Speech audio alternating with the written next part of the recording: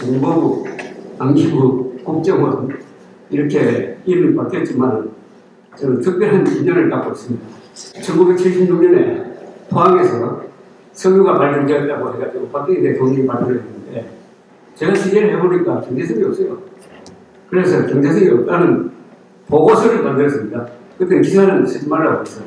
그 보고서를 나눠줬더니 그 단어가 상계신문에 보도가 돼가지고 그걸로 해가지고 제가 신문사에서 쫓겨나왔어요.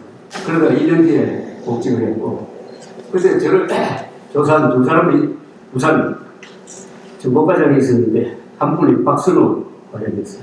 그 다음에 안기부 시절에 1986년에 한국 내 미국 CIA라는 기사를 월간조선에 실었더니 장세동 부장이 있을 때인데 불려가서 또 해직이 됐습니다. 그 전에 1980년 광주사태 났을 때는 또 여러 가지 복잡한 사정으로 또 해직이 되고 그래서 이 정보기관과는 저는 여러 가지 고운점, 미운점을 다 나누고 이 자리에 섰습니다. 오늘 이 축사를 몇 번 하면 좋겠느냐고 물었더니 마음대로 하라고 그러더라고요. 마음대로 해도 됩니까? 제가 그래서 책을 밑줄 치면서 다 읽었습니다. 최고 수필입니다. 이 책은.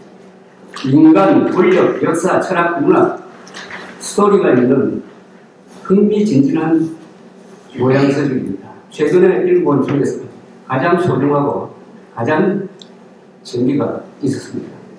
그리고 문장력이 완벽하시더라고요. 역시 정보매는 문장력이 좋아야 되겠구나 하는 생각을 했습니다. 제 악취미가 하나 있는데 책을 읽다가 꼭 틀린 걸 잡아냅니다. 하나밖에 없었어요. 연도가 하나 틀렸더라고요. 그런데 정말 이 책은 문학적입니다.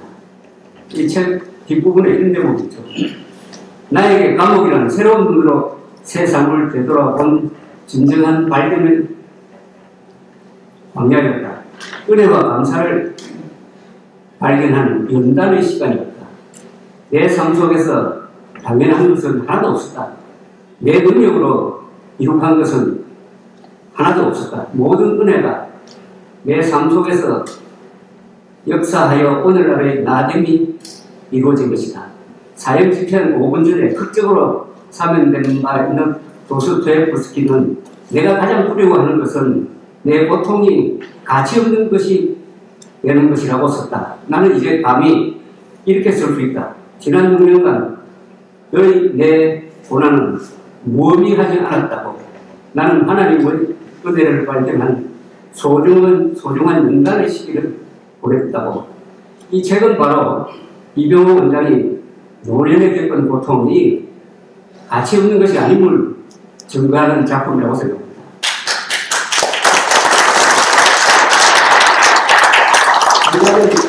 책 제목을 통하여 이렇게 묻습니다.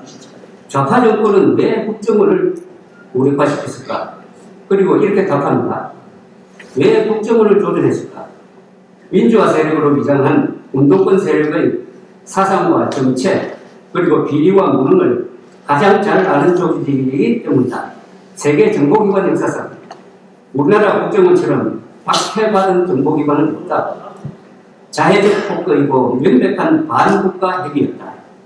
해외 담당 국장의 부인이 댓글 썼다고 기소, 벌금형까지 받겠다.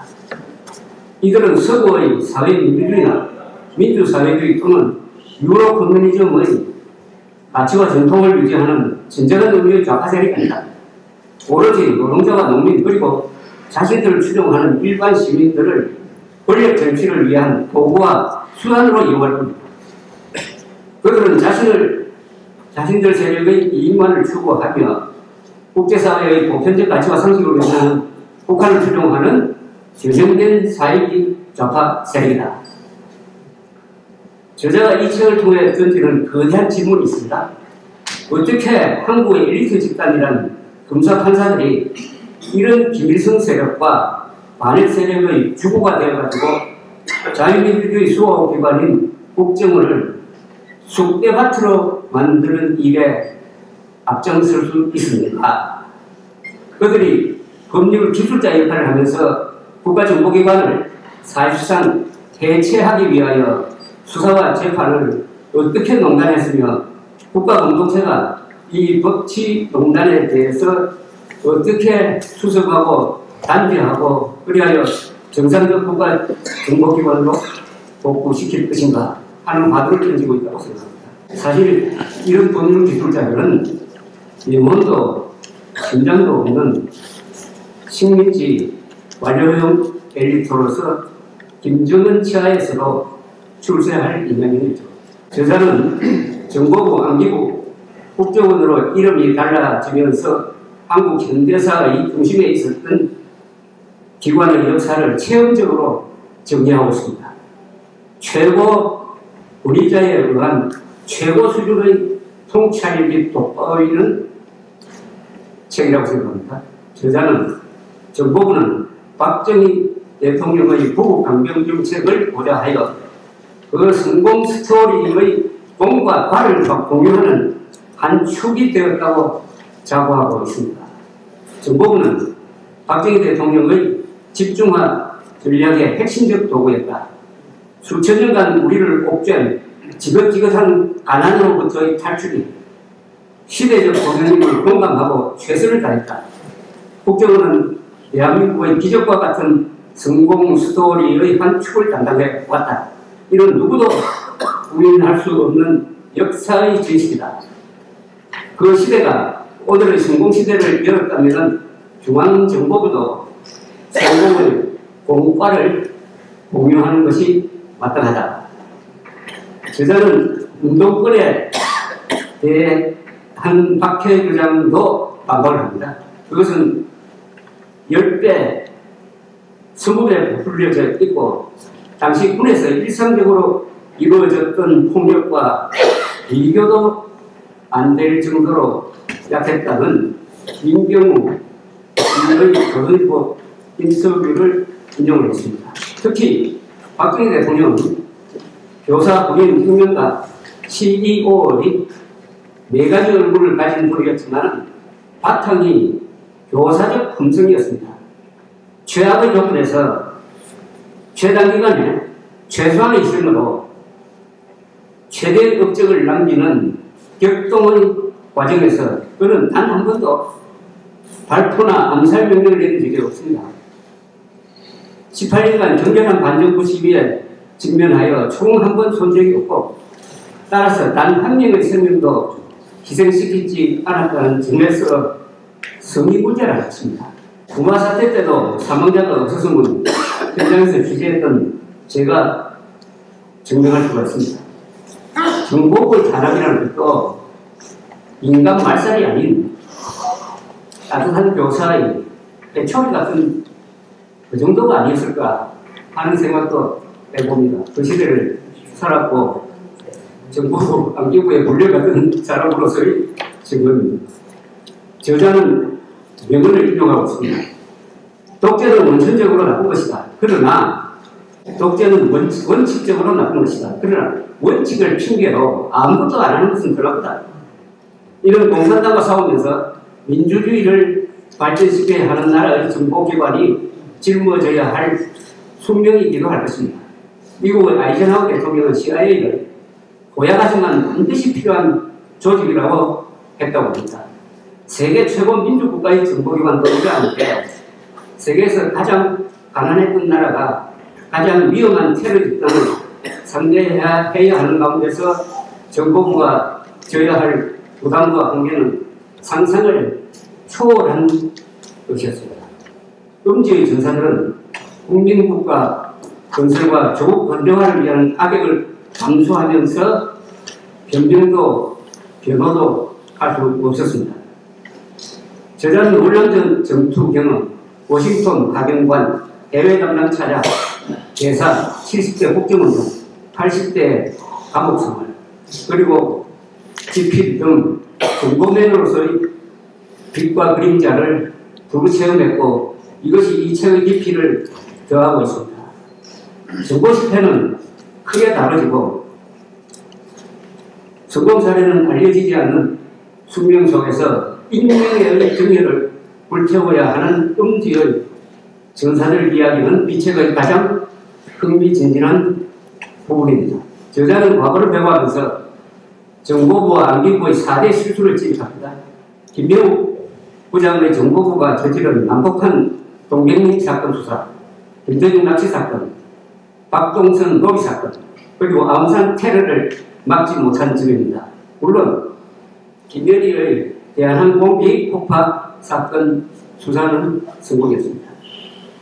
물론 정보부의 가장 큰 실패는 조국 근대화의 기술을 살해한 사건에 일부 조직이 가담한 사건이었습니다.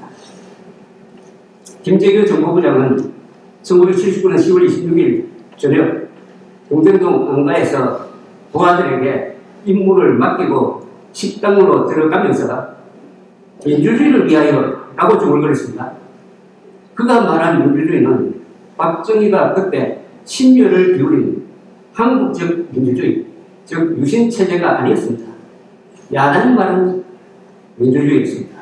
저는 국가정보기관의 그러나 가장 큰 실패는 김대중 정부 시절 임동원 원장이 지휘하던 국정원의 대북 송금 연루라고 생각합니다. 국정원장이 감췄던 두목에게 4억 5천만 달러를 보내는 송금책 역할을 하다가 송금 실수로 대통령 방북이 하루 연기되는 등의 수모를 겪었고 그 순간 조직의 영혼이 사라진 것이고 문재인 정권 때 우리승주의자 신영복의 글씨로 원론을 세운 것은 좌익 정권이 인정되면 국정원이 반국가 조직화될 위협을 느끼게 만들었습니다. 이병호 원장은 북한 분석관이 정면 원자로에서 새어나오는 물웅덩이의 미세한 변화를 추적해가지고 원자로 가동 사실을 파악해가지고 수백 명의 미국 분석관들을 압도한 사례. 아웅산 테러 직후 박세직 차장이 조사단장으로 버마를 하기 전 버마 전문용어는 결정적 충고 사례를 소개하고 국정원의 대북 및 사이버 정보력은 세계 최고 수준임을 돌아와서 알았다고 자랑하고 있습니다. 그런데 남북한 사이의 새로운 결정량인 그 사이버 세상에서 댓글로 사온 요원들을 범죄자로 모은 검사가 거기 출사하여 서울지검장, 검찰총장으로 승승장구하면서 이른바 보수 개별의 청병 노릇을 하다가 대통령까지 된 것은 역사적 사실이고 그에 대해 국가정보기관을 재건을 고소할 수밖에 없는 것 또한 한국적 현실이라는 점을 부인할 수 없을 것입니다. 이병호 차량이 나룬 사건 중에서 저도 관련 있고 잘 아는 사건이 바로 황장혁 비서 탈출 사건입니다. 저자는 민족적 양심에 따라서 탈북했다는 그의 설명은 거짓없는 진정한 탈북 동기였다. 정의와 양심에 따라 자신을 희생하면서 행동하는 보기 드문 성규현 인물이었다. 가족에겐 참으로 못할 짓이었다. 그의 부인, 아들, 손자, 손녀를 죽음으로 내몰았다고 썼습니다. 그리고 이렇게 덧붙입니다. 황장혁은 북한 정보의 보고 그 자체였다. 그러나 북한에서 양심적 각성이 일어날 수 있다는 기대는 김대중 노무현 정권을 거치면서 물거품이 되었다. 말년에는 그가 지닌 정보의 지혜도 모두 무시되었다. 4억 5천만 달러가 제공되면서 시작된 대표 정책은 깊은 수렁에 빠진 김정일에게는 구원이었다. 만일 이 구원이 없었더라면 김정일이 어떤 선택을 했을까? 우리는 역사의 기회를 날려보낸 것이 아닌가 하는 생각을 해봅니다. 황장혁 선생의 말년의 고독과 고립감을 곁에서 지켜본 저에게는 이 대목이 특히 아팠습니다. 2015년에 박근혜 대통령에 의하여 국정원장으로 임명된 저자는 그에 이끌어온 현정철 인민무력부장이 고사포로 처형된 사건에 대하여 국정원은 가장 빨리 확정적 정보를 입수했으나 중국 정보기관은 늦었다고 기록하고 있습니다. 한중간의 정보협력은 그때까지만 해도 괜찮았는데 박근혜 정부의 사드 배치를 시진핑이 국가안보 이익을 해친다고 판단한 이후에는 정보기관의 교류나 협력은 끝났다고 했습니다. 푸틴이든 김정일이든 시진핑이든 전략적 판단을 하면 그 밑에 있는 정보기관은 쓸모가 없어진다는 교훈입니다. 2017년 김정은은 이복형 김정남을 쿠알라룸푸르 공항에서 기발한 방법으로 감찰을 하는데 국정원 요원들이 말레이시아 수사팀을 도왔다고 합니다. 저자는 이병우 원장은 북한 암살 공작의 놀라운 상상력과 치밀함에 놀랐다고 적고 있습니다. 천륜을 이기는 잔악한 전쟁의 손에 핵무기가 들려있다는 것은 엄중한 현실이고 지금 진행되고 있는 총선에서 어느 당도 국민의힘도 북핵 이야기를 단 한마디도 하지 않습니다. 이병호 원장은 탄핵 사태 때 무력감을 느꼈다고 했습니다. 촛불 시위를 지켜볼 수밖에 없었다. 내가 깨고만 박근혜 대통령은 국민정신이 강했고 영민했으며 대통령다운 기품을 지닌 자존감이 뚜렷한 지도자였다. 남에게 비굴릴 성향의 사람이 아니었다. 부정부패에 대해서는 결격점을 지른다고 할 정도로 철저했다. 국정은 지극히 정상으로 돌아가고 있습니다. 그가 잠시 이 무렵에 만난 박근혜 대통령은 하나님께서 우리나라를 버리시지는 않으실 것이라고 믿는다고 말했다고 합니다.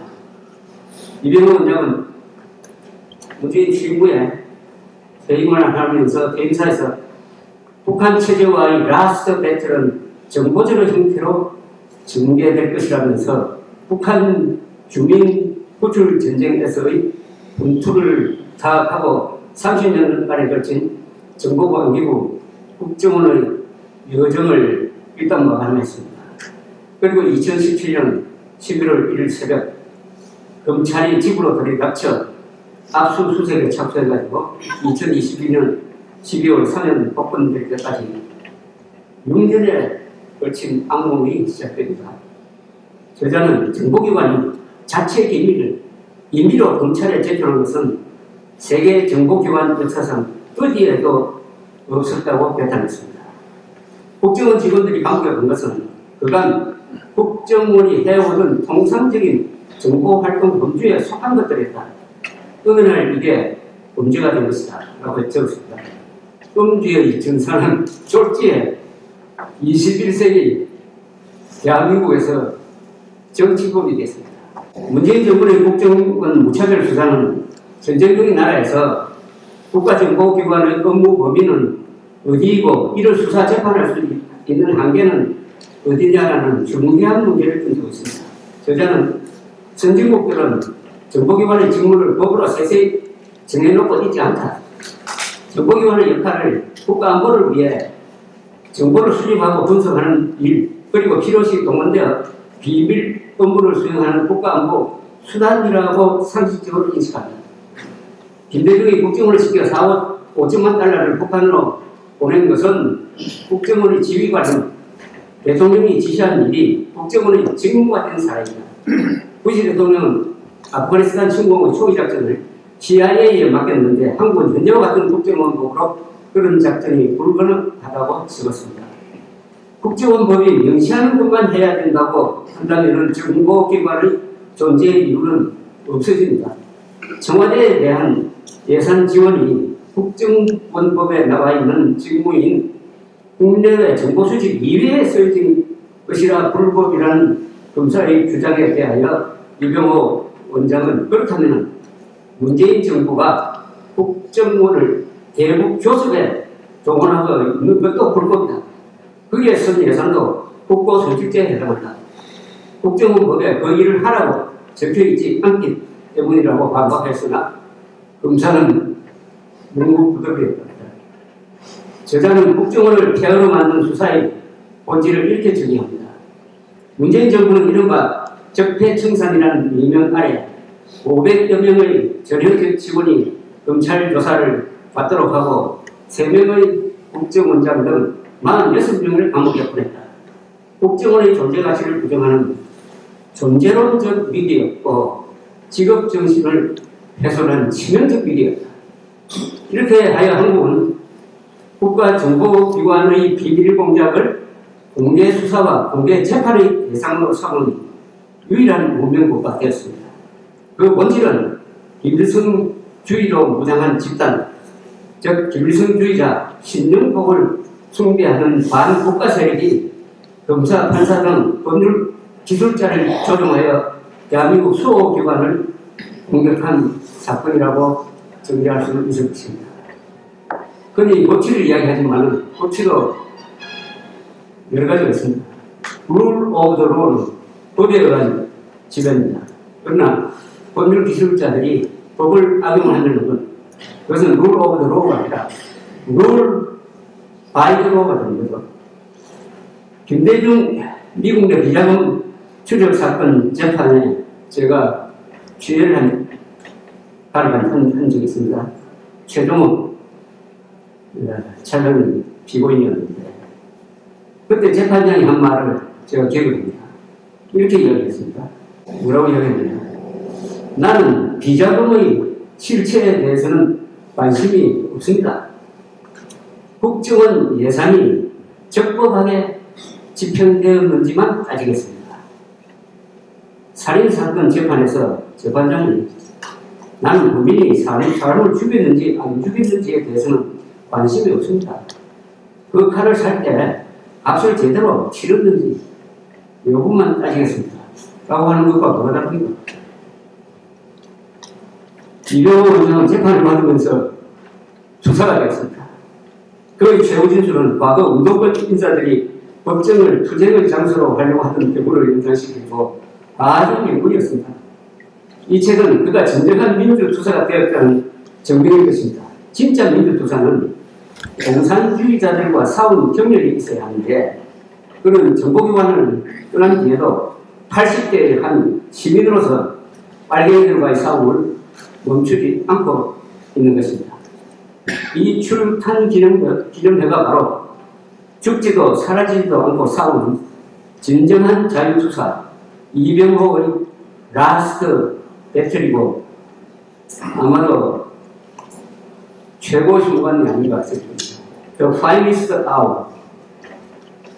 그는 이 책에서 2009년 12월 김정일 사망 때 영국 주간지 이코노미스트 사설에 실렸던 첫 문장을 인용을 했습니다.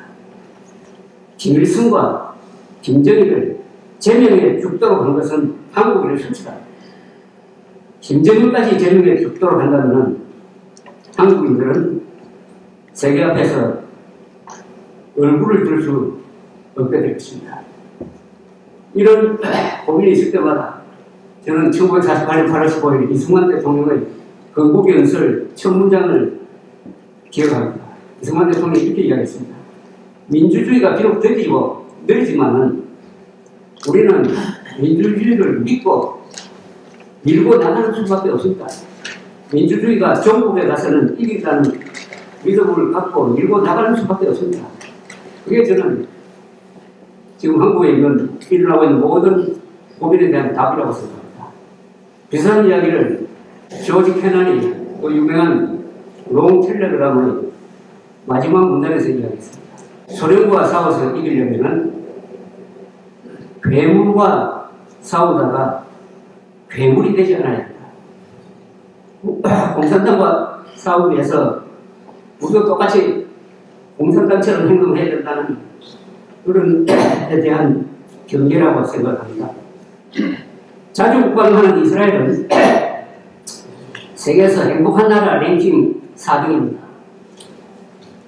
핀란드, 덴마크, 그 다음 4등입니다.